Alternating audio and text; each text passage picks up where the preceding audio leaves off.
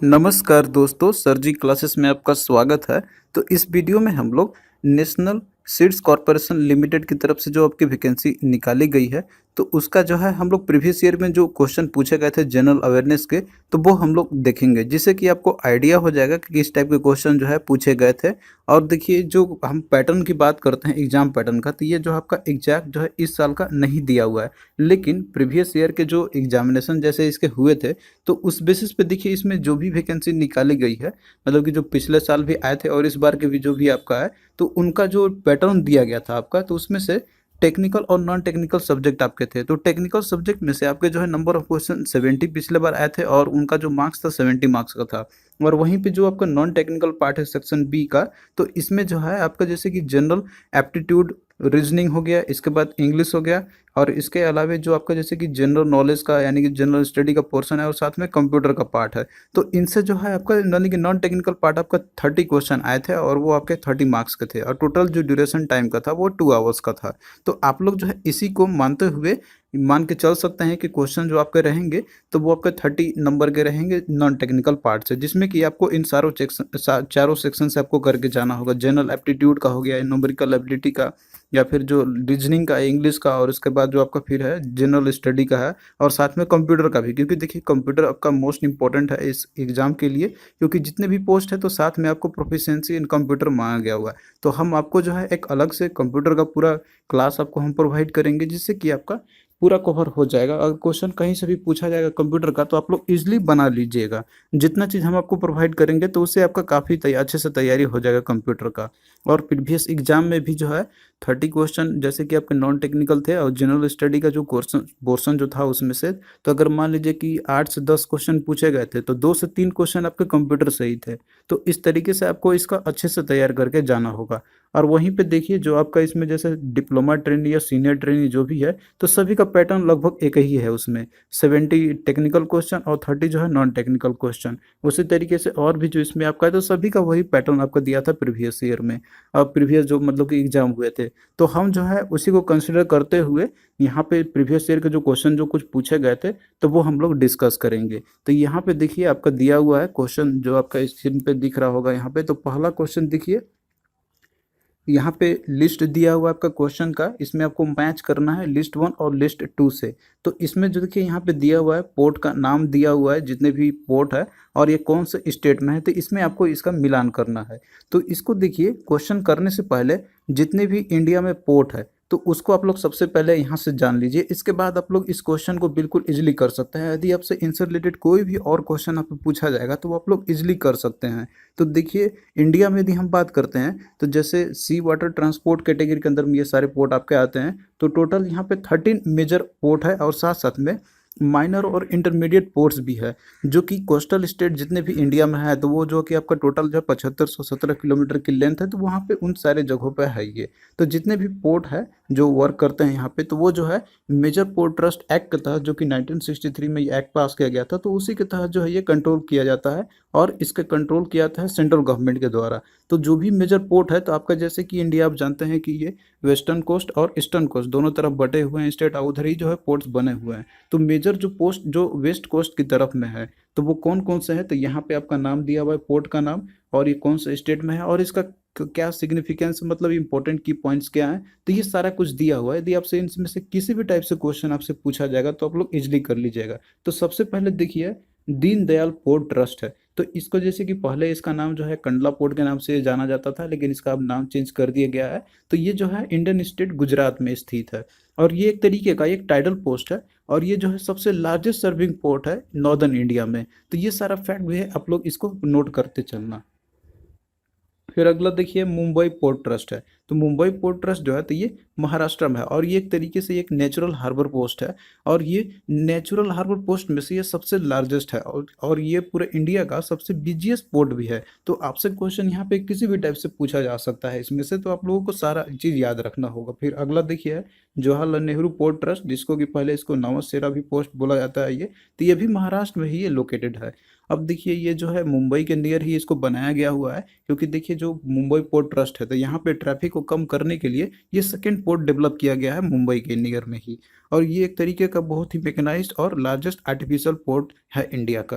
फिर अगला देखिए मर्मोगुआ पोर्ट ट्रस्ट है, तो ये गोवा में स्थित है और ये जो है आयरन और एक्सपोर्ट को हैंडल करता है। फिर अगला देखिए न्यू मैंगलुरु पोर्ट ट्रस्ट, तो न्यू मैंगलुरु पोर्ट ट्रस्ट जो है ये कर्नाटक में स्थित है और ये भी जो है आयरन और एक्सपोर्ट को, जैसे कि ये जो कि कुद्रेमुखी जो माइन है उसमें से जो ये हैंडल करता है। फिर अगला देखिए कोची पोर्ट ट्रस्ट है, तो कोची केरल में है, तो ये पोर्ट भी वहीं पे स्थित रहेगा और ये भी एक तरीके का नेचुरल पोर्ट है जो कि ये भीमबेटका लेक में ये स्थित है और ये जो है जितने भी स्पाइसेस और जो सॉल्ट्स होते हैं तो उसको ये एक्सपोर्ट को हैंडल कर। अब आइए देखते हैं हम लोग कि जो मेजर पोर्ट है जो ईस्ट कोस्ट में लोकेटेड है, तो उसमें से पहला देखिए है कि बीओ चिदम्बरम पोर्ट ट्रस्ट, जो कि पहले इसको टूटीकोरिन पोस्ट के नाम से भी जाना जाता था, तो ये तमिलनाडु में स्थित है और ये इंडिया का साउदर्न मोस्ट मेजर पोर्ट है। फिर अगला देखिए चेन्नई पोर्ट ट्रस्ट है, तो ये भी तमिलनाडु में स्थित है और ये इंडिया का सेकेंड आर्टिफिशियल बिजिएस्ट पोर्ट है और मुंबई के बाद जब जानते हैं कि मुंबई सबसे बिजिएस्ट पोर्ट है, तो ये उसके बाद सेकेंड नंबर पे आता है। फिर उसके बाद देखिए ये जो है इसको एंशिएंट सर्वाइविंग पोर्ट भी बोला जाता है। फिर नेक्स्ट देखिए कमरजार पोर्ट लिमिटेड है, तो इसको पहले इनोर पोर्ट भी बोला जाता था, तो ये भी जो है तमिलनाडु में ये स्थित है। तो ये देखिए जो है चेन्नई के नियर ही डेवलप किया गया है ताकि ट्रैफिक जो चेन्नई पोर्ट के ऊपर में है तो उसको कम किया जा सके। और ये देखिए इंडिया का ये सबसे पहला ऐसा पोर्ट है कि जो कॉर्पोरेटाइज्ड है, मतलब कि ये जो है प्राइवेट के हाथ में कंट्रोल किया जाता है इसको। और इसके बाद जितने भी पोर्ट आपके हैं मेजर पोर्ट है तो वो सारे गवर्नमेंट के, मतलब कि एडमिनिस्ट्रेटेड है, मैंने गवर्नमेंट के द्वारा कंट्रोल किया जाता है। सिर्फ यही एक ऐसा पोर्ट है कि जो कि कॉर्पोरेटाइज किया गया, प्राइवेट के हाथों में दिया गया हुआ है। तो ये भी आप लोग याद रखना, क्वेश्चन आपसे पूछा जा सकता है कमरजार पोर्ट लिमिटेड का। फिर अगला देखिए विशाखापट्टनम पोर्ट ट्रस्ट जो है, तो ये आंध्र प्रदेश में स्थित है ये और ये इंडिया का सबसे डीपेस्ट पोर्ट है। तो विशाखापट्टनम देखिए जो है ये बेस्ट नेचुरल पोर्ट का भी एग्जाम्पल आपका है। फिर अगला देखिए पारादीप पोर्ट ट्रस्ट है, तो ये उड़ीसा में स्थित है और ये एक तरीके का नेचुरल हार्बर है। फिर अगला देखिए doctor Shyama Prasad Mukherjee port trust, जो कि पहले हल्दिया एंड कोलकाता जो पोर्ट ट्रस्ट पहले था ये, तो ये वेस्ट बंगाल में आपका स्थित है। तो ये देखिए जो ये पूरी तरीके से रिवरिन पोर्ट है जो कि ये हुगली रिवर के अंदर में है और इसको पहले जैसे डायमंड हार्बर भी बोला जाता था। फिर अगला देखिए पोर्ट ब्लेयर है, तो पोर्ट ब्लेयर जो है तो ये अंडमान और निकोबार आइलैंड में ये पोर्ट लोकेटेड है वहाँ पे और इसको देखिए 13th मेजर पोर्ट इंडिया को डिक्लेयर किया गया है, मतलब कि ये 13वें नंबर पे जो है पोर्ट डिक्लेयर किया गया हुआ है। तो इस तरीके से जितने भी मेजर पोर्ट आपके हैं जो कि इंडिया में लोकेटेड है तो वो हमने देख लिया। अब इसके बाद देखिए क्वेश्चन आपका इसमें से जो भी पूछा जाएगा तो आप लोग इजिली कर लीजिएगा। तो यहाँ पे देखिए सबसे पहला आपका यहाँ पे है कि जवाहरलाल नेहरू पोर्ट ट्रस्ट है, तो जवाहरलाल नेहरू पोर्ट ट्रस्ट ये कहाँ पे है, तो ये महाराष्ट्र में आपका हो जाएगा।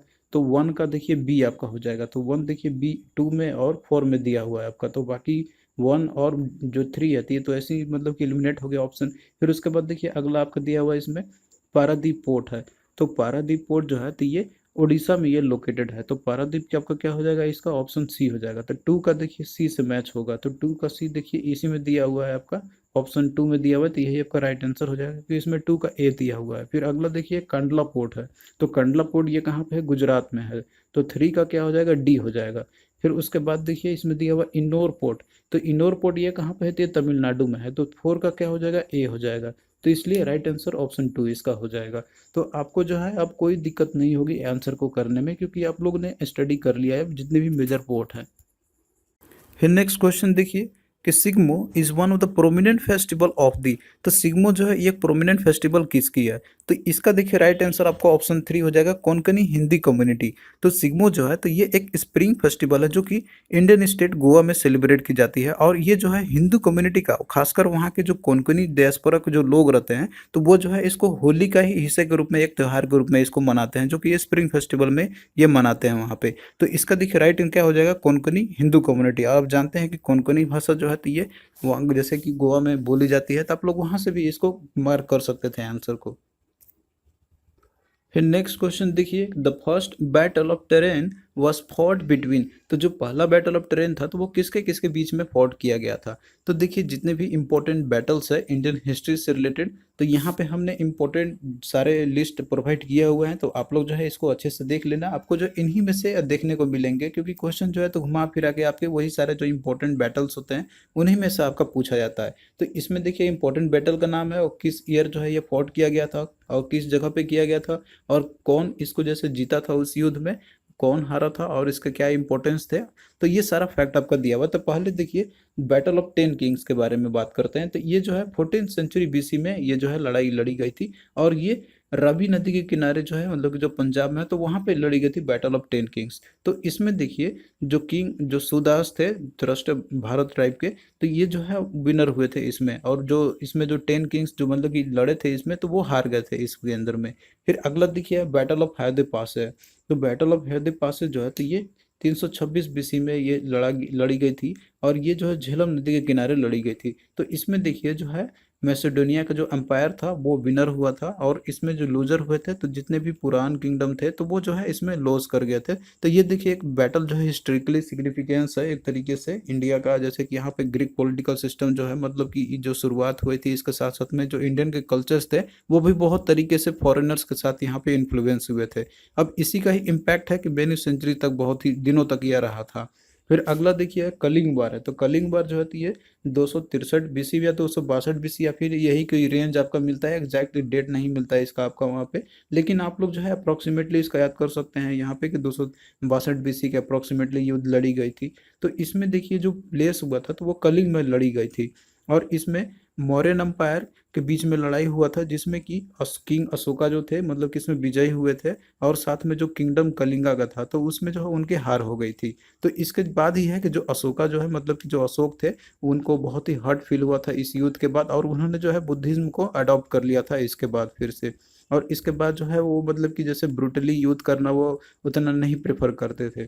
फिर अगला देखिए जो फर्स्ट बैटल ऑफ टेरन है, तो ये 1191 में ये लड़ी गई थी। और ये प्लेस था टेरेन का, क्योंकि नाम ही आपका टेरेन, तो वहीं पे ये लड़ी गई थी। तो ये जो है पृथ्वीराज चौहान के बीच में और मोहम्मद गोरी के बीच में, जो कि गुरिद एम्पायर का ये रूलर था, तो वो उन दोनों को बीच में हुई थी। तो इसमें देखिए जो फर्स्ट जो लड़ाई हुई थी तो उसमें जो पृथ्वीराज चौहान थे तो उनकी विजयी हुई थी। फिर उसके बाद देखिए जो सेकेंड बैटल ऑफ टेरेन था जस्ट उसके नेक्स्ट ईयर ही हुआ था 1192 ईस्वी में। तो इसमें देखिए गुरिद एम्पायर जो है मतलब कि जो मोहम्मद गोरी था तो वो इसमें विजयी हो गया था, और इसमें जो है जो पृथ्वीराज चौहान थे तो उनकी हार हो गई थी। फिर उसके बाद देखिए बैटल ऑफ चंदावर है। तो ये 1194 में ये हुई थी। और इसमें जो है मोहम्मद गोरी और जो मतलब कि जो गदावला जो डायनेस्टी था तो उसके बीच में हुई थी, जिसमें कि मोहम्मद गोरी जीत गया था। फिर अगला देखिए फर्स्ट बैटल ऑफ पानीपत है। तो ये 1526 में हुआ था। तो ये इसमें बाबर और इब्राहिम लोदी के बीच में हुई थी, जिसमें कि बाबर विजयी हुआ था। और यहीं से जो मुगल अम्पायर का जो है कि शुरुआत हुई थी। फिर उसके बाद देखिए अगला है बैटल ऑफ खानवा है। तो ये 1527 में हुआ था। और ये भी बाबर और राणा संगा के बीच में हुआ था, जिसमें कि बाबर ने जीत गया था। तो इसके बाद देखिए 4 साल लगातार युद्ध करता है बाबर यहाँ पे, तो चारों में ये विजयी होता है। तो उसके बाद आप देख सकते हैं यहाँ पे कि जैसे 1528 में फिर से बैटल ऑफ चंदेरी का युद्ध होता है। तो ये जो है बाबर और मेदिनी राय के बीच में होता है, जिसमें कि बाबर युद्ध है जीत जाता है इसको। फिर अगला देखिए बैटल ऑफ चौसा होता है 1539 में। तो इसमें जो है शेर शाह सूरी और मुगल एम्पायर हुमायूं के बीच में होता है, तो इसमें शेर शाह सूरी विजयी होता है। फिर अगला देखिए बैटल ऑफ कनौज है। तो ये जो होता है 1540 ईस्वी में। और ये युद्ध होता है शेर शाह सूरी और मुगल एम्पायर हुमायूं के बीच में। तो इसमें फिर जो है शेर शाह सूरी जीत जाता है। फिर अगला देखिए सेकेंड बैटल ऑफ पानीपत जो होती है 1556 ईस्वी में होता है। तो इसमें देखिए ये फिर से जैसे मुगल एम्पायर के बीच में और इसमें अकबर और हिमू के बीच में होता है बेसिकली, लेकिन इसमें बैरम खान जो है तो वो युद्ध करता है अकबर की तरफ से। तो इसमें जो है अकबर की विजयी होती है। फिर उसके बाद देखिए बैटल ऑफ हल्दी घाटी आती है 1576 ईस्वी में युद्ध लड़ा जाता है ये। तो ये भी जो है अकबर और मेवाड़ के जो मतलब कि जो थे राणा प्रताप, तो उनके बीच में हुई थी,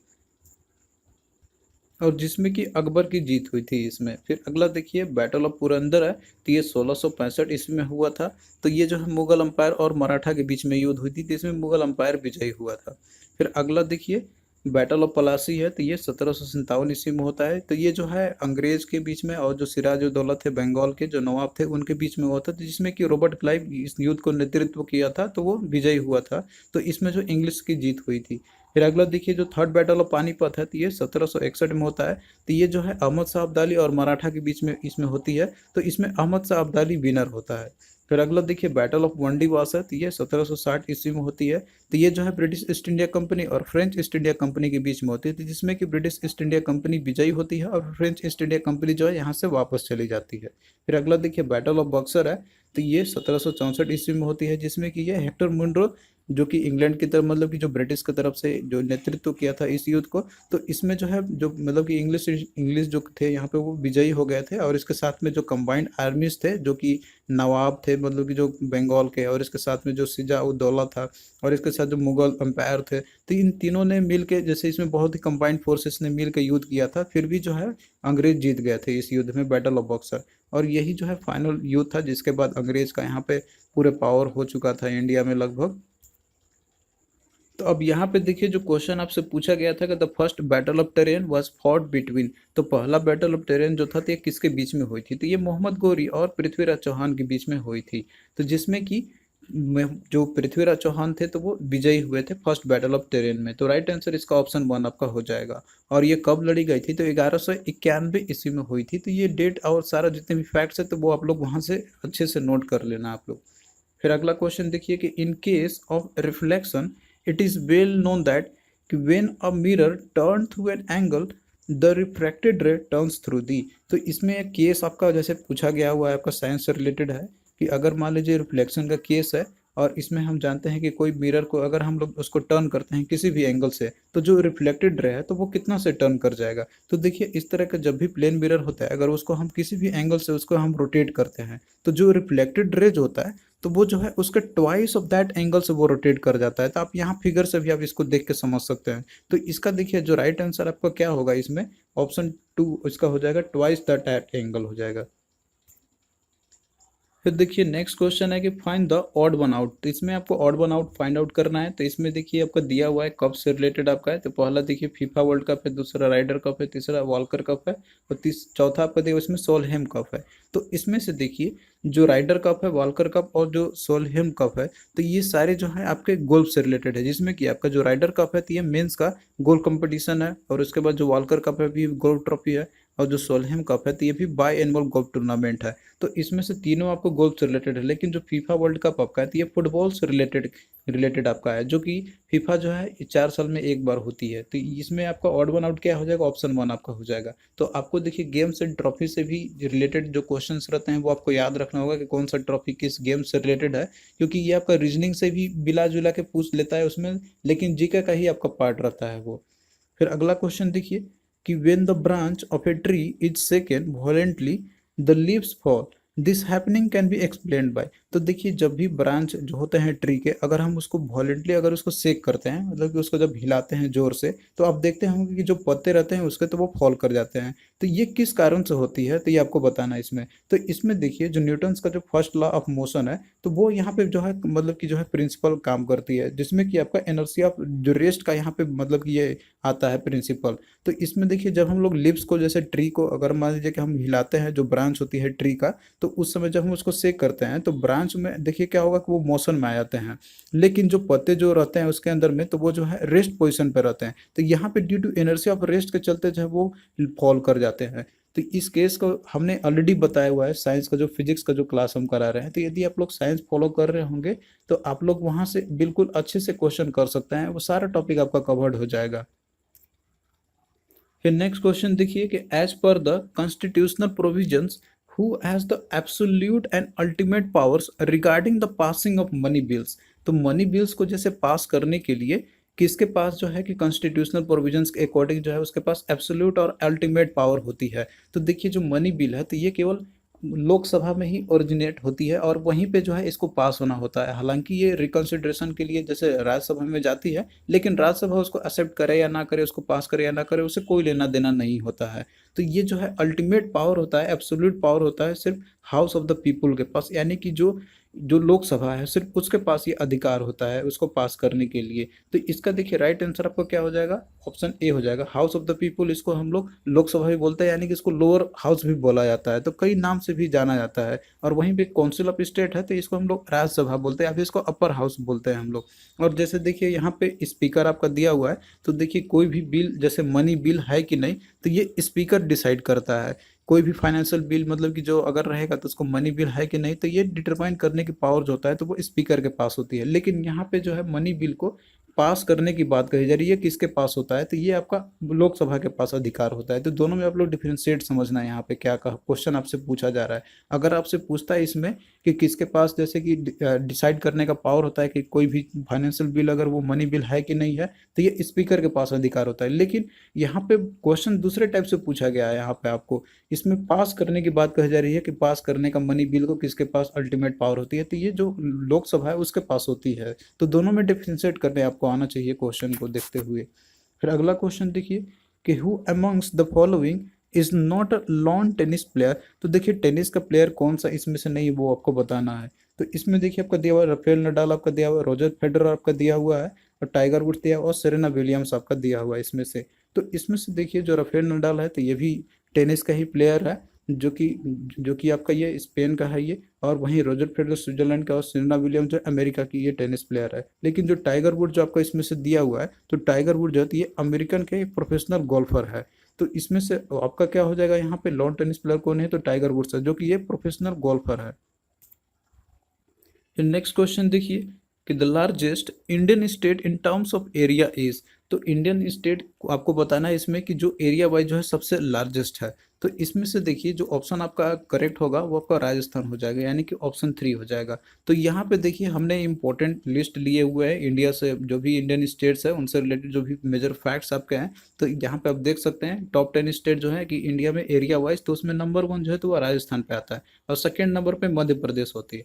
अब देखिए मध्य प्रदेश से छत्तीसगढ़ अलग हो चुका था, तो छत्तीसगढ़ अलग होने के चलते जो है मध्य प्रदेश सेकंड नंबर पे आ गया। लेकिन पहले की बात करते तो उसमें मध्य प्रदेश नंबर 1 पे हुआ करता था, लेकिन छत्तीसगढ़ के आने के बाद ये सेकंड नंबर पे है। तो आपको टिक करना होगा राजस्थान को ही, यही जो है इंडियन एरिया वाइज जो है सबसे लार्जेस्ट है इसकी। और थर्ड नंबर पे आता है महाराष्ट्र, चौथे पे उत्तर प्रदेश, पांचवें पे गुजरात, छठे पे कर्नाटक हो गया, सातवें पे आंध्र प्रदेश हो गया, आठवें पे देखिए उड़ीसा है, उड़ीसा आपका हो जाएगा, और नौवें पे छत्तीसगढ़, और 10वें नंबर पे तमिलनाडु है। अब देखिए इसके पहले जो है जम्मू कश्मीर भी पहले 5वें नंबर पे हुआ करता था एरिया वाइज, लेकिन जो है अब इसको यूनियन टेरिटरी बना दिया गया है, तो अब ये नो लॉन्गर मतलब स्टेट कैटेगरी में आपका ये नहीं आएगा। तो 5वें नंबर पे अब गुजरात है। अब वहीं पे देखिए यहाँ पे जैसे हमने टॉप 10 स्टेट देख लिए एरिया वाइज, जो भी मतलब है यहाँ से। अब यहाँ पे देखेंगे लोग स्मॉलेस्ट स्टेट एरिया वाइज का, तो उसमें से देखिए जो नंबर 1 पे है तो वो गोवा है, तो यानी कि सबसे कम एरिया जो है वो गोवा की है। और उसके बाद फिर सिक्किम है, फिर तीसरे पे त्रिपुरा, मिजोरम और नागालैंड। तो इसी सीरीज में आप लोग टॉप 2 आप लोग याद रखना। अब वहीं पे देखिए पॉपुलेशन वाइज के यदि हम बात करते हैं, तो जो इंडियन स्टेट की बात करें तो जो सबसे पॉपुलेस्ट स्टेट है इंडिया का तो वो है उत्तर प्रदेश आपका। तो ये 2011 का मतलब 2011 का जो सर्वे किया गया था पॉपुलेशन का, तो वो उसके बेसिस पे ये डेटा आपका है। तो उस समय 19 करोड़ की जनसंख्या थी, अभी हालांकि जनसंख्या इसकी 22 करोड़ से भी ऊपर है। तो अभी भी उत्तर प्रदेश जो है सबसे पॉपुलस स्टेट है इंडिया का।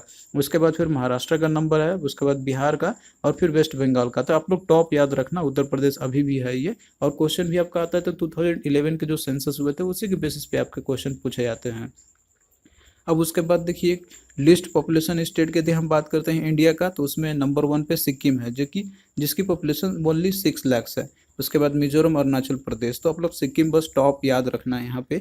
और इसके साथ साथ देखिए इंडिया के ऐसे 5 इंडियन स्टेट्स है जो कि पूरी तरीके से लैंड लॉक है। लैंड लॉक कहने का मतलब है कि इसकी जो बॉर्डर है वो किसी भी अदर कंट्री के साथ जो है टच नहीं करती है, या फिर जो समुद्र से इसकी सीमा नहीं लगती है। तो वो कौन कौन से स्टेट है, तो वो आपको जैसे हरियाणा हो गया, झारखंड हो गया, छत्तीसगढ़ हो गया, तेलंगाना हो गया, और मध्य प्रदेश हो गया। तो ये जो है 5 इंडियन स्टेट है जो पूरी तरीके से लैंड लॉक कैटेगरी के अंदर में आते हैं। तो ये चीज़ आप लोग मैप के थ्रू देख सकते हैं। फिर नेक्स्ट क्वेश्चन देखिए, ये आपका कंप्यूटर से क्वेश्चन पूछा गया हुआ था कि 1 KB memory is equal to. तो देखिए जो 1 KB मेमोरी जो आपका होता है, तो इसको हम लोग जैसे टोटल लिखते हैं हम लोग 1024 बाइट्स के बराबर होता है, या फिर इसको 10 के पावर 10 बाइट्स के ये बराबर आपका होता है। तो इसमें देखिए राइट क्या आपका हो जाएगा, इसका राइट ऑप्शन ऑप्शन 2 आपका हो जाएगा, 10 के पावर 10 बाइट्स हो जाएगा। अब यहाँ पे देखिए जो मेमोरी मेजरमेंट जो करते हैं हम लोग, जो कंप्यूटर के जो भी मेमोरी मेजरमेंट होते हैं, तो यहाँ पे लिस्ट आपका दिया हुआ है। तो जैसे कि जो सबसे जो स्मॉलेस्ट जो यूनिट होती है मेमोरी को मेजर करने के लिए, तो वो आपका यहाँ पे आप जैसे कि देख सकते हैं तो आपका बीट हो जाएगा। तो इस तरीके से 1 बीट बराबर होता है 1 बाइनरी डिजिट के बराबर होती है, और 8 बीट जो है तो ये 1 बाइट के बराबर होती है, यानी कि 2 निबल के बराबर हो जाएगा। एक निबल होता है आपका 4 बाइट के बराबर होती है। तो आप लोग इसको वहाँ से देख सकते हैं यहाँ पे एक तरीके से। तो ये चीज़ आप लोग ध्यान देना है यहाँ पे आपका। जैसे एक निबल आपका रहता है तो वो 4 बिट्स के बराबर आपकी होती है, तो ये आपका 8 बिट बराबर 1 बाइट हो जाएगा या फिर 2 निबल आपका हो जाएगा। और वहीं पे फिर आपका आगे देखिए कि 1024 byte is equal to 1 KB आपका हो जाएगा, 1 किलोबाइट। और 1024 KB is equal to 1 megabyte आपका हो जाएगा। और वहीं पे 1024 मेगाबाइट जो कि 1 GB के बराबर हो जाएगा। और वहीं 1024 GB is equal to 1 TB के बराबर आपका हो जाएगा। तो इसी सीरीज में आपका ये बढ़ते रहता है क्रम में आपका। तो इसमें से आप यहाँ पे देख सकते हैं कि जो सबसे जो लार्जेस्ट यूनिट होता है, हाईएस्ट मेमोरी मेजरमेंट यूनिट का, तो वो आपका जियोबाइट आपका हो जाएगा। तो ये भी आप लोग याद रखना है इसको, जियोबाइट आपका ये जो है सबसे हाईएस्ट मेजरमेंट यूनिट है। फिर नेक्स्ट देखिए कि the request reply protocol for exchange on the internet network is called. तो रिक्वेस्ट और रिप्लाई जो प्रोटोकॉल है जो कि हम लोग इंटरनेट नेटवर्क के ऊपर में हम लोग एक्सचेंज कर लिए जो यूज़ करते हैं, तो उसको क्या बोलते हैं। तो इसका देखिए राइट आंसर आपका हो जाएगा hyper text transfer protocol, HTTP, जिसको कि हम लोग शॉर्ट में बोलते हैं। तो राइट आंसर इसका देखिए आपका क्या हो जाएगा, ऑप्शन ए इसका हो जाएगा। तो देखिए जो HTTP है तो ये एक तरीके से रिक्वेस्ट रिस्पॉन्स प्रोटोकॉल की तरह काम करता है बिटवीन क्लाइंट और सर्वर के बीच में। तो यहाँ पे देखिए कोई एक क्लाइंट रहेगा जो कि वेब ब्राउजर है, मतलब कि आप ही एक तरीके से कह लीजिए जो आप रिक्वेस्ट करते हैं अपने मोबाइल से, और एक HTTP सर्वर रहेगा, वेब सर्वर रहेगा।